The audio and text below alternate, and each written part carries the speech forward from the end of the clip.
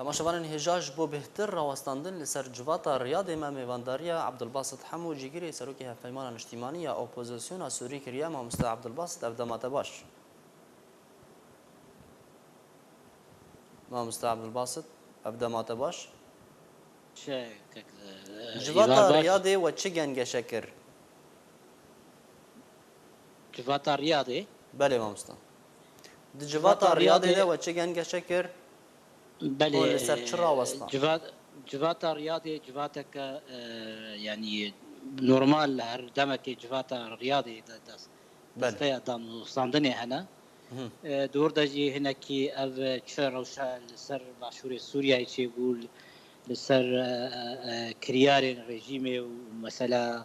پنابرية او حمود آستاويت شيدا تشبو هنا فرزگريك رخصني جابون ما بس تايبت او دما داويدا او كريار هندوري درعا دا وشر درعا دا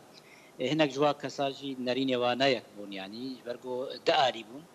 او بحسبو وجبوني چاوا چاره سريك او ناكوكي چبون او كسيغو نبها بندن بالسياسة قشتية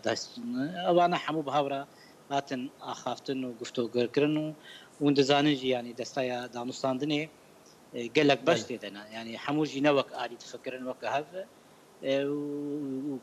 ويكريزيا ويجي وهالوستا ويجي هناك زحمتيات يعني زمان تايبت دماغو ناكوكي مظن ضبن كرياري مظن لسر السياسة وسر خاكا سوري تيمشاندن باشا ما مستوى بروجه الروسي ياكو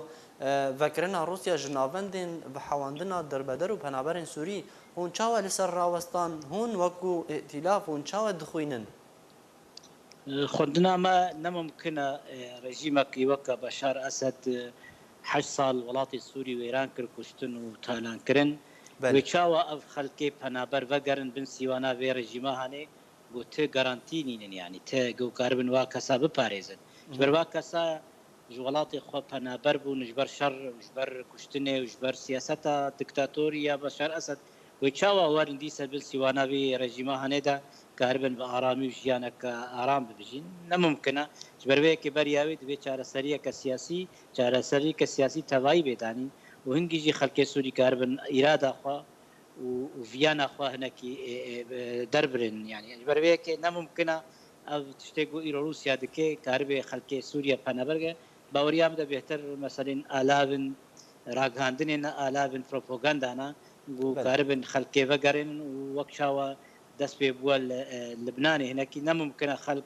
او يقو الهمبري ظلم وزوريا بشار اسد نممكن كارم دي سباغنس بن سيوانا بشار اسد بله ما مستا جاليه كي روسيا ناوندان بدكد همان دميده تركي جي همان بانگان باندكد بيجاكو او هول بدد هما صاله كده بهتري مليون و نيفك جبنابرين سوريين كل تركينا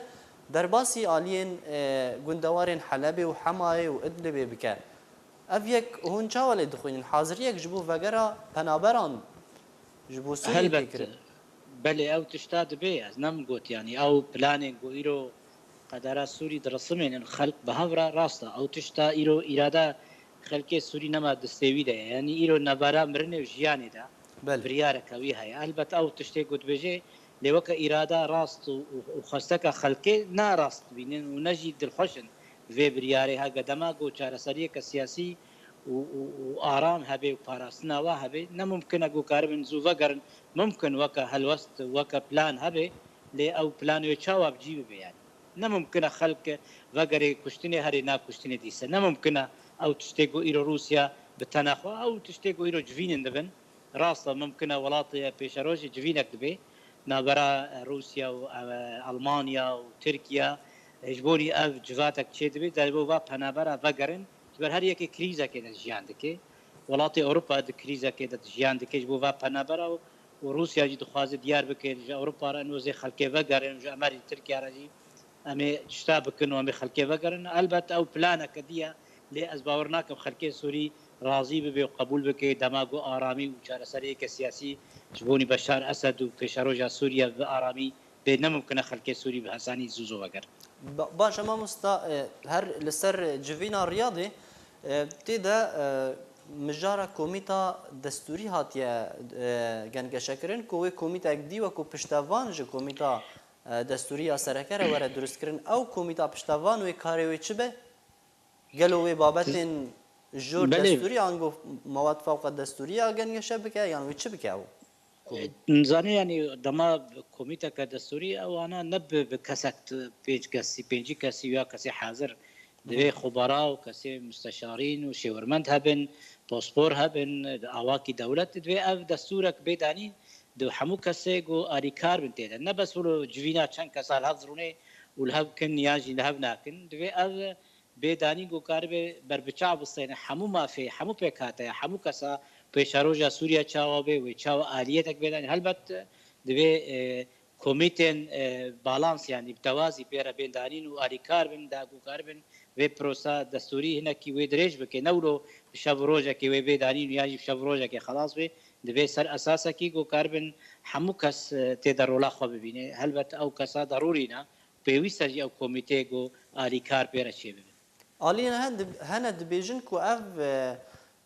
هولن کو جبو دستور تین کرن کومیتا دستوری و تنه ناواروکا دستور و هندک چاکسازیان بخنته ده لبله دستور همی ناگوهرن نمونه و سوریه بکن جمهوریه کمارا سوری بلش او شويك حتى ايرو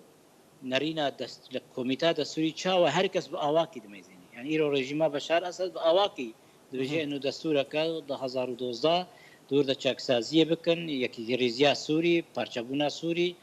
و في اواي دبيجي وغركا ام بنسيوانا بشار اسد ودولة سوريا ام انتخابك ديمقراطية هنجي ملت سوري تشاو بريارا خدا وبروسيا جي في اواي هنا كي دبينه لي بريارا روسي اواكي دي جي مشاندن دستور كيجي رشبلك كيجي بلدك هنا كي اواكي دي جي مثلا خوندنا اوبوزيسيوني وتايبت دستايا بلن دانو صانه الهمبري ديتنا دستور اواكي جو يك جوا سالکه دهندره بریارا 22 54 بن سیوانا جنید بن سیوانا یکیتیان نتاو چاودریا نکیتیان نتاو دا به چاره سریه که قناغا و گوهز به اواکرن بچاوا گو کاربن اف دستور بمشي وچاوا منطق يعني زمينه كي امن شبه ادي وقت ما زمينه كي گو کارب خلق جيانا خو وبهوريا خو بده وفقر خاكا سوري وبريارة خو بده اف دستور شاوي بربي كي نممكن يعني هر يكي اواكي بي حتى داوي د دانوستاندنه وبريارة 105 كسي هنا هشكران ابونا ونوردجي بيشتي دمك ممكن دي مستورا جنيف ادغرا كدي ابابك وهر يكي تيانا توا رابورا كدي پیشکش باشه هون وکو نرین کردان د کوالسیون سوری ده هون دبینن کو به داوی هاتنا وی دستوری و به دستور کی نه مرکزی لا مرکزی به داوی وره قدر سوري وقت ديار كرن ولاتكي نناغنديه يعني ليه شكل في ولاتي تشاوايا يعني هر يك اواكي دميزين ليه وقت براكتيكي وقت بيشروجي نمكن بشار اسد كاربي حمود ولاتي سوريا بن خيبن دستي خدا ونمكن اجي اوبوزيسيون رژیم بشار اسد باواكي وقت دخست دسبيكا 2012 و 13 و 14 نمكن اجي او رژیم كاربي بحساني راكش برغو يرو قدره برجواندی دولیجی هاتیه گوهرتن و اوجی نما پشتوانج مافی گلی سوری و راکرنا بشار اسد هنکی خوازن قوناغا که بگویز لی او قوناغا بگویز و چاوا به اوجی بهتر نها سر دستوری تیمشاندن و او دستورا گو بیدانین هنگی قدرا سوری پیشروجا سوری و هنکی زلال بکه و صالاجی بخی البت نممکن صالا که ادواجی افتش چاره سربن و درش که حتی داویا 2022 گلک سپاس مامستا عبدالباسط حمود جیگری سروکی هفپلمان اجتماعی یا اپوزیسیون سوری گلک سپاس جبو بجداربونا تل گلمه